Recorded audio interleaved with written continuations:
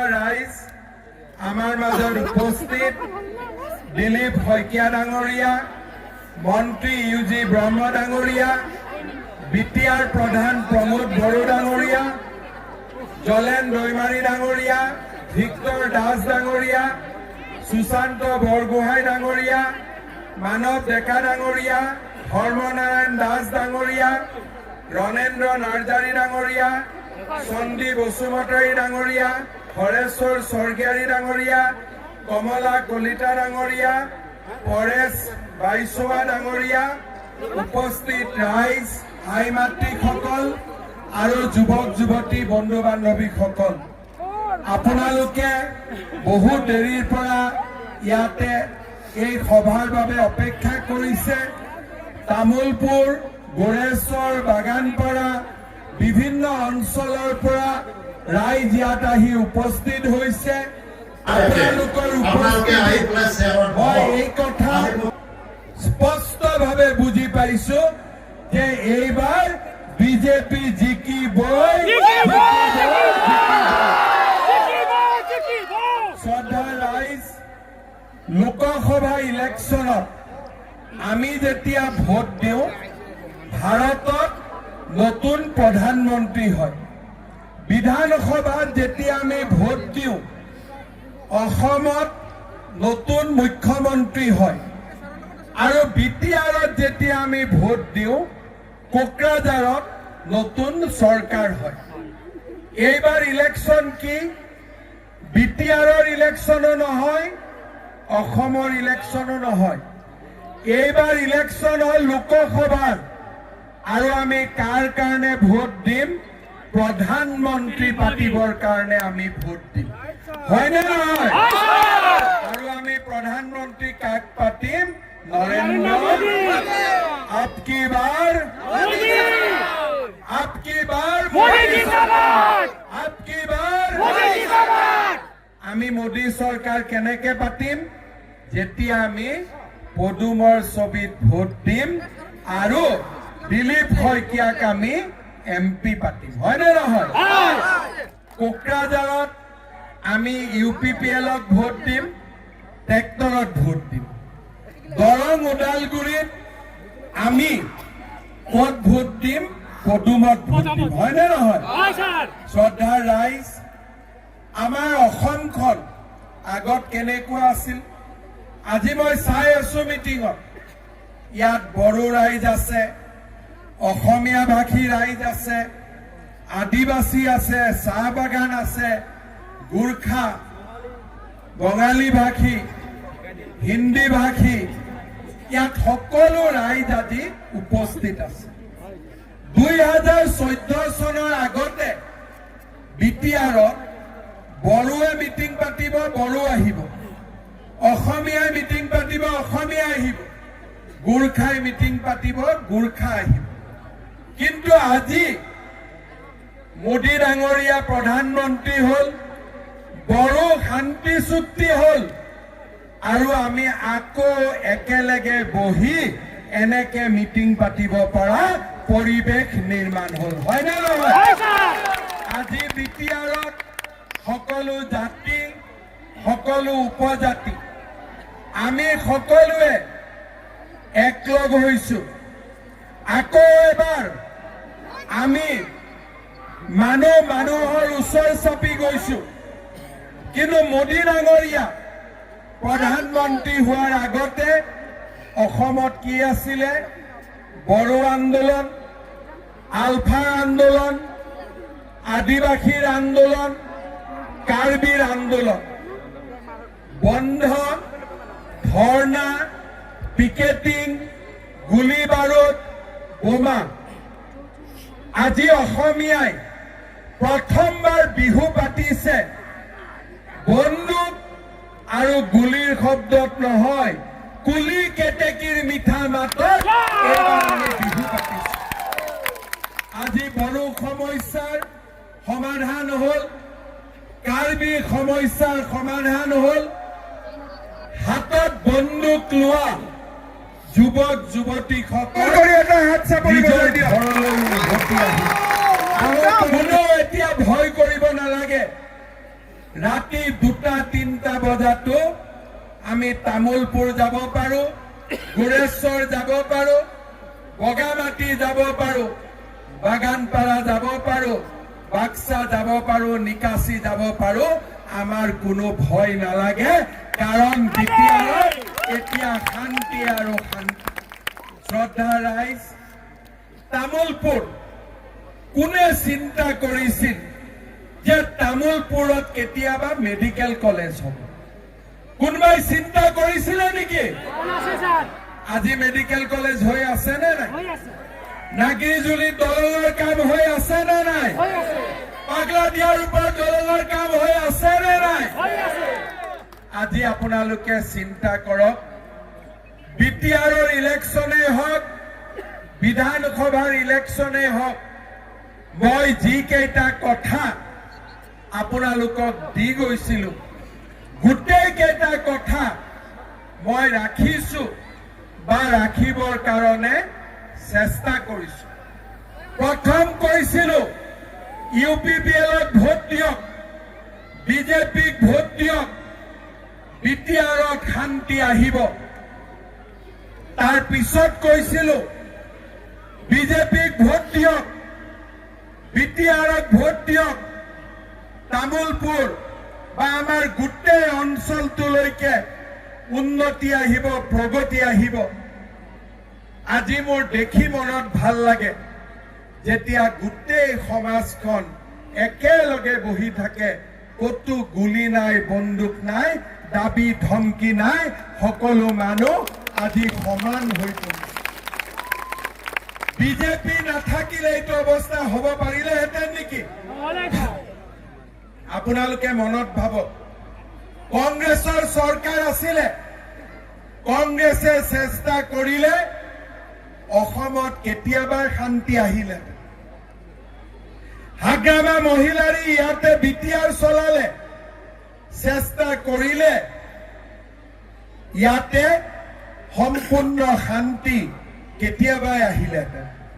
চবকে বন্দুক পাৰ্টি দৰকাৰ, কোনেও সমস্যা সমাধান নকৰিছিল। বন্দুক থাকে মানে মোৰ কাম চলি থাকিব। মোদীয়ে ক'লে বন্দুক নালাগে, এটা নৰেন্দ্ৰ মোদী থাকিলে হৈ গ'ল, বাকী আৰু বন্দুকৰ কোনো প্ৰয়োজন নাই। আজি বিটিআৰত বন্দুক নাই, কিন্তু বিটিআৰত শান্তি আছে। বিটিআৰত বোমা নাই, কিন্তু ৰাতি গধূলি মানুহ ওলাই ফুৰিব পাৰে। আৰু আজি বিটিআৰত আন্দোলন নাই, কিন্তু মানুহে মানুহৰ লগত একেলগে বহি ওচৰ চাপি যাব পাৰে, তেনেকুৱা এটা পৰিৱেশ আজি আমি সকলোৱে নিৰ্মাণ কৰিম। শ্ৰদ্ধা ৰাইজ, মোৰ দায়িত্ব কি? সোনকালে সোনকালে পাগলাদিয়াত দলং হওক, সোনকালে তামোলপুৰত মেডিকেল কলেজ হওক, আৰু যিমান মোৰ মায়ে অৰুণোদয় পোৱা নাই, সকলোৱে যাতে অৰুণোদয় পোৱাৰ ব্যৱস্থা হয়। লাগে নে অৰুণোদয়? কোনে কোনে অৰুণোদয় পোৱা নাই হাত দাঙক। ঠিক আছে, কোনে কোনে অৰুণোদয় পাই আছে হাত দাঙক। মোক কোনোবাই কৈ আছে যে দাদা, মামা, পুৱাবিলাকক হাত দাঙিব নকব, ইহঁতি ভয় খাই অৰুণোদয়টো কাটা যায় বুলি, হয়নে? যি নহওক, কাৰ কাৰ মিছেছে অৰুণোদয় পোৱা? তাৰ বোলে মিছেছে অৰুণোদয় পোৱা নাই। পাইছ বাবা, ঠিক আছে, কাটাও গ'ল। হে ভগৱান, এতিয়া এইবাৰ ইলেকশ্যনৰ পিছত মই এটা নতুন নিয়ম কৰিছো। ৰেচন কাৰ্ড কাৰ কাৰ আছে হাত দাঙকচোন। চবৰে আছে, হয়নে? তোৰ কাটা গ'ল যদিও ঘৰত ৰেচন কাৰ্ড আছে? আছে। এইবাৰ ইলেকশ্যনৰ পিছত যিমান মানুহৰ ঘৰত ৰেচন কাৰ্ড আছে, সিমান মানুহক মই অৰুণোদয় আঁচনি দিম। কোনো সিলেকশ্যন নাই, একো নাই। ৰেচন কাৰ্ড আছে মানে 4 কেজি 5 কেজি চাউল ফ্ৰী আৰু ৰেচন কাৰ্ড আছে মানে অৰুণোদয় ঘৰত আহি উপস্থিত হ'ব। কংগ্ৰেছে এইবিলাক কৰিব পাৰে? কংগ্ৰেছে পাৰিব? আজি যেতিয়া মই প্ৰথম অৰুণোদয় উলিয়াইছিলো তেতিয়া কংগ্ৰেছে কৈছিল এইবোৰ ভেলকিবাদী, কেনেকে দিব, ক'ৰ পৰা দিব? আজি 3 বছৰ ধৰি অৰুণোদয় চলি আছে নে নাই? চলিটো আছে। কোনবা মাহ বন্ধ হৈছে নেকি অৰুণোদয়? এতিয়া হোৱা নাই স্যাৰ। এটাই আঁচনি কোনো মাহত বানপানী হলেও ৰখা নাই, বৰষুণ হলেও ৰখা নাই, গৰম হলেও ৰখা নাই, আনকি ইলেকশ্যন হলেও ৰখা নাই। হয়নে নহয়? ইলেকশ্যনৰ মাহতো এই মাহৰ 10 তাৰিখেওতো পাই গ'ল। এনে ইলেকশ্যন আহিলে বন্ধ হৈ যায়, কিন্তু ইলেকশ্যন আহিলে অৰুণোদয় বন্ধ হয়। এইবাৰ মই আপোনালোকক কথা দিছো, আপোনালোকৰ সকলোৰে ঘৰত অৰুণোদয় আহি উপস্থিত হৈ যাব। হ'ব? মোক কি দিব অৰুণোদয় পালে? ভোট দিব। কি দিব? কি দিব? হায়েষ্ট ভোটত জিকাব। এইফালে কৈ আছে ভোট দিম, এইফালে কৈ আছে যে হায়েষ্ট ভোটত জিকাব। ভোটটোতো মোদীজীক দিবই, ভোটটোতো দিলীপ শইকীয়াক দিবই। মোক বেলেগ নালাগে, আপোনালোকৰ গাঁৱত গলে নাৰিকল লাৰু কেইটামান খুৱাই দিব। হ'ব নে নাই? একদম মহিলাসকলে যেনেকে আমাৰ গোৰ্খা ভণ্টিসকলে চেল পিঠা বনাই লয়, তেনেকে মহিলাসকলে ধুনীয়া নাৰিকল লাৰু বনাই মোক খুৱাই দিব। হৈ গ'ল? সেইটোৱে মোৰ ঘোষ হৈ যাব। লাখপতি বাইদেউৰ ফৰ্ম কোনে কোনে ফিল আপ কৰিছে? তই কৈছা মাই? ঠিক আছে।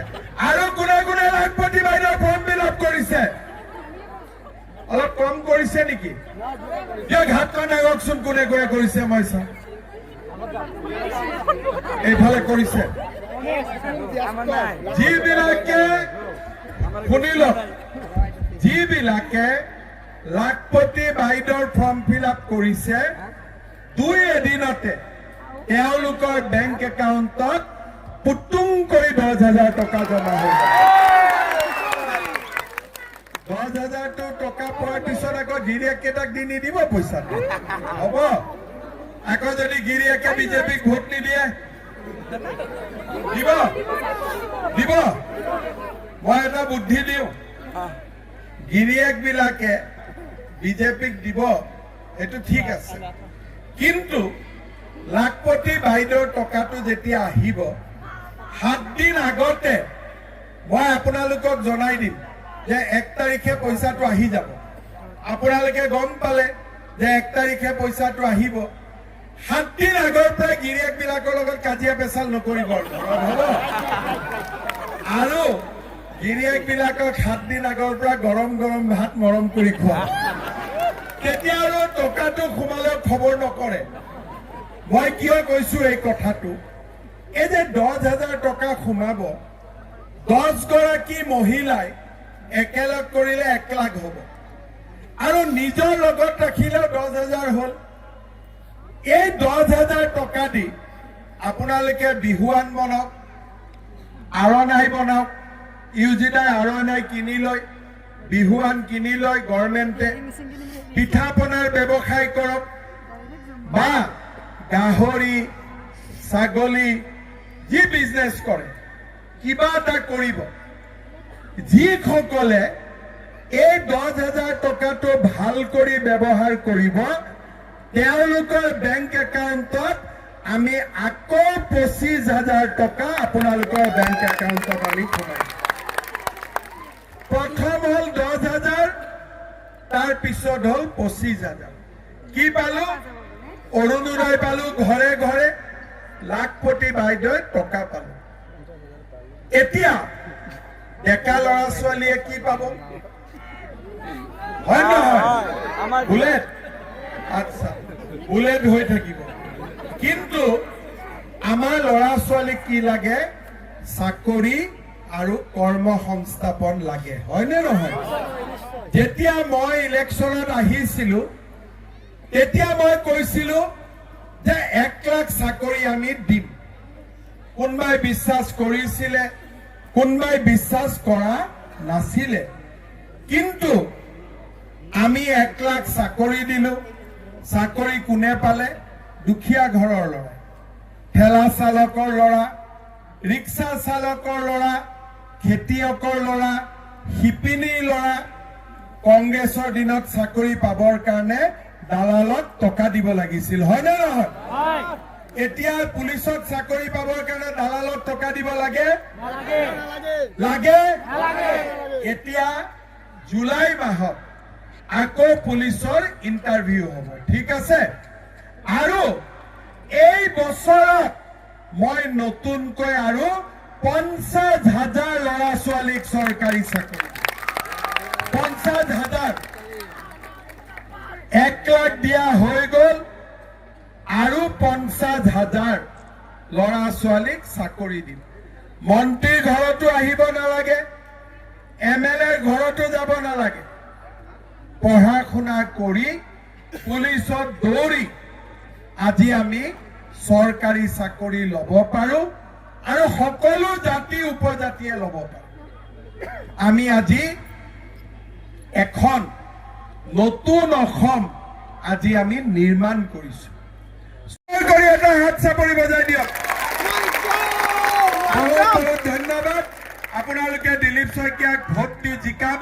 থাকিম তামোলপুৰ, বাগানপাৰা, গুৰেশ্বৰ, শুক্লাই, চব নাগৰিজুলি সকলোতে মই আছোৱেই।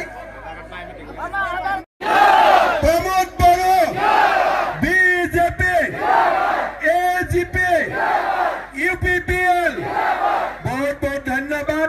জয় হিন্দ, বন্দে মাতৰম।